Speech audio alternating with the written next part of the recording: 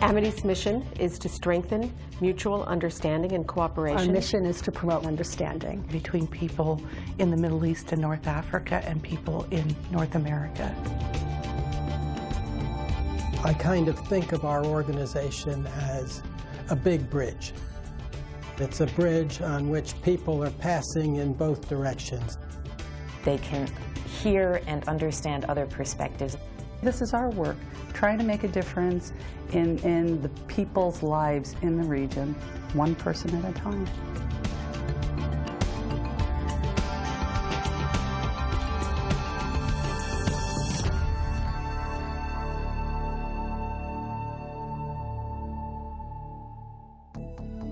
If you give a man a fish, he'll eat for a day, but if you teach him to fish, he'll eat for a lifetime. Education is the keystone of development. It's the keystone of transforming lives. Basically, Amity East is there to try to facilitate understanding through all sorts of activities that go well beyond education and training.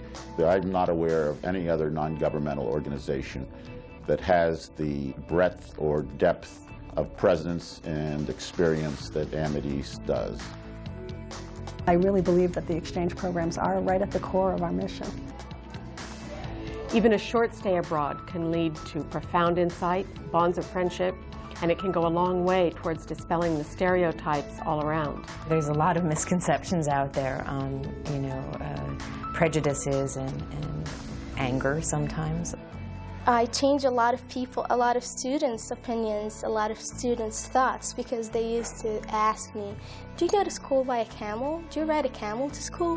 Do you live in tents? No textbook, no interview, no newspaper, no magazine can take the place of actual time spent with people. Amity East provides a valuable service to the Arab world and actually to the whole world, because it connects, becomes a big circle that joins all the people around the world together.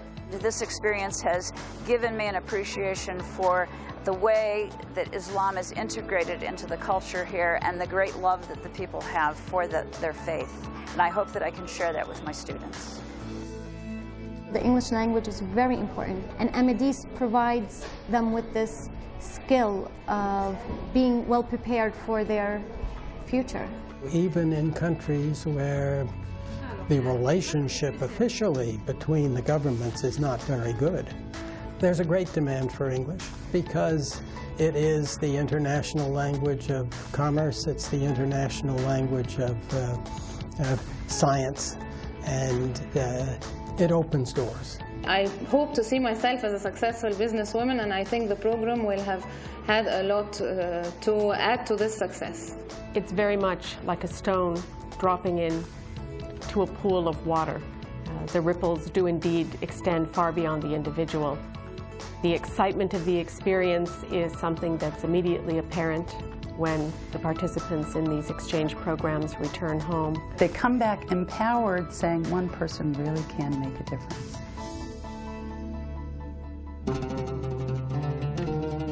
The year was 1951. World War II had ended, and U.S. economic and strategic interests in the Middle East and North Africa were considerable. Misconceptions about the Arab world led a group of prominent American educators, theologians, and writers, headed by renowned columnist Dorothy Thompson, to form Amity East. The new organization, headquartered first in New York and then in Washington, D.C., gave high priority to providing accurate information on the Middle East to Americans and on the United States to the peoples of the Middle East. Producing publications about the Middle East, including a documentary about Egypt, the Land of Time, narrated by famed American journalist Lowell Thomas, shown to millions of Americans. Encouraging people-to-people communication by bringing prominent citizens from the region to address American audiences, and helping American visitors meet the region's leaders. Assisting promising young people in the region to access higher education in the United States. My title is Dr. Magda Saleh, professor at the Academy of the Arts of Egypt, and in an earlier career, the prima ballerina of the Cairo Ballet Company. The Opera House burned down in 1971. A lot of dreams went up in smoke. I got this telegram. You have a scholarship to the United States. Would you like to accept? Ahmed East changed the course of my life by finding me the means to come and study in the United States. And it was a life-transforming experience for which I will be eternally grateful, because it broadened and deepened my horizons immeasurably. These kinds of activities laid the foundation for what are now recognized as Ahmed East hallmarks: student exchange and educational advising and testing. By the end of its first decade, Ahmed East had established representation in 9 Middle Eastern and North African countries. The 1967 Arab-Israeli War curtailed many of Ahmed East's field operations. The Cairo office was among those that remained open.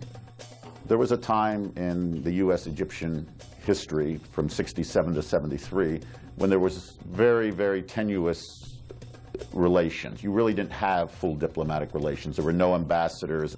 Ahmed East, however, was welcome in Egypt and welcome to stay there because we understand the culture. One of Ahmed East's biggest accomplishments is simply remaining here, serving the Egyptian public through not one war, but 3. In the 80s and 90s, Ahmed East's growth continued.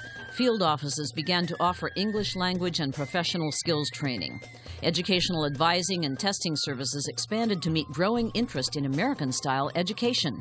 When there were problems in Gaza not too long ago, the only American presence anybody could find in Gaza was the Ahmed East office. So we're there, and that's the thing that makes us unique. The education and the training, yes, but it's also the fact that we're there. Societies need effective institutions in order to meet the needs of their citizens. Ahmed East also began to work with governments, NGOs, and companies to build their institutional capacities. Some of the programs we offer provide grants to the NGOs to help them conduct programs on the ground in the country. We've encouraged public-private partnerships between the NGOs and different public agencies in Lebanon, helping all to improve their own capacity to address the country's development needs. The Administration Justice Support Project is one of the key institutional strengthening activities that we have. The project exists to work with the Egyptian Ministry of Justice to examine their civil courts and how they operate. And what we're trying to do is make the courts function more efficiently and effectively to serve the public by providing services and programs that address government, non-government, and companies' developmental challenges. We're better positioning individuals and institutions to serve the public and also to experience growth economically.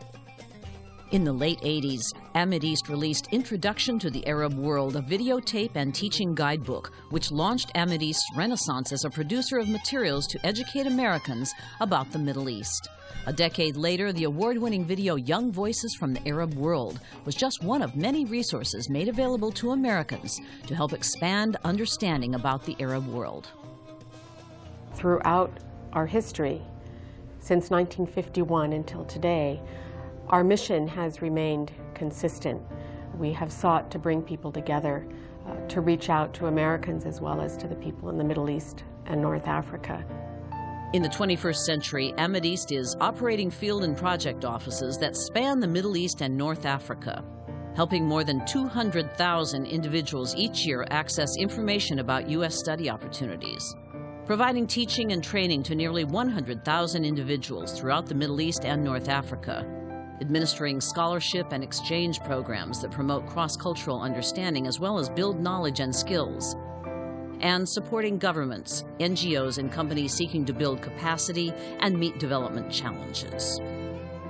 If you can find a talented youth who has something to give to his community, it's a tragedy, a real tragedy if that young person cannot get the education commensurate with his or her potential.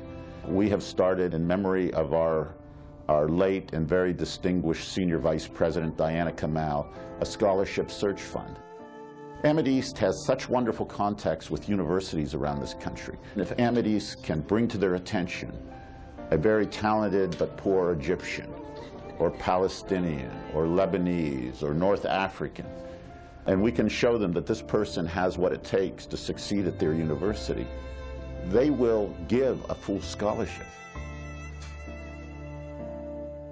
I'm the manager for Chevron here in Kuwait. The summer camp program is an idea that's really a perfect idea for the times. In my opinion, it helps to expose children from countries like Kuwait to our country, the United States. It has only win-wins for everybody involved. We're there to support the communities and the programs that help understanding between the people of the United States and the people of the Middle East. And I think anybody watching would agree that never has that mission been more vital than today. AMIDEAST opens doors that were otherwise would be closed to a lot of people. It opens minds. Because of the AMIDEAST, I went a full year to the United States and experienced a whole different life. AMIDEAST's immersion program has been fantastic because I've gained so many resources, I can't even count them. It's definitely the best training center in Egypt. This experience is the greatest basis or foundation that I can have to start building my career in the future. Now I can better understand the people and the culture of American. It's a program that gives you an experience that's going to help you to deal with every single decision you make in your lifetime. And that's probably going to change your life. When we come here, we are creating this bridge between the people and the policies. So if we're not here, these bridges would not exist, and the world would be the worst place to live in. The bridge is there, and whether we can make full use of that bridge is what the real challenge is.